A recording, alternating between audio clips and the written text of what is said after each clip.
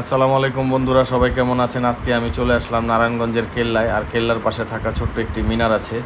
এখন প্রবেশ করবো এই মিনারের ভিতরে, আসলে কি আছে। তো মিনারের ভিতরে আসলে তেমন কিছুই নাই, আর দেখারও কিছু নেই। যা আছে আশা করি আপনারা ভিডিওতে দেখতে পাচ্ছেন। তো এখন এখান থেকে বের হয়ে আমি এই মিনারটির বাহিরের অবস্থা বর্তমান কেমন দেখতে সেটা আপনাদেরকে দেখানোর চেষ্টা করব। আর এই মোগল আমলের হাতের ছোঁয়া যে কি পরিমাণ সুন্দর তা তাদের এইসব এমারত এবং এইসব নিদর্শনগুলো দেখলে বোঝা যায়। এখন এটার উচ্চতা মোটামুটি দ্বিতীয় তলা সমপরিমাণ আছে। লোকমুখে শোনা যায় আগে নাকি আরও বড় ছিল। আর এই কেল্লার চতুর্পাশে বড় বড় দেয়ালে ঘেরা, মাঝখানে একটি আম গাছ, সুন্দর একটি খেলার মাঠও আছে, বেশ ভালো লাগছে। আর এটা হচ্ছে কেল্লাতে প্রবেশ করার মেন গেট।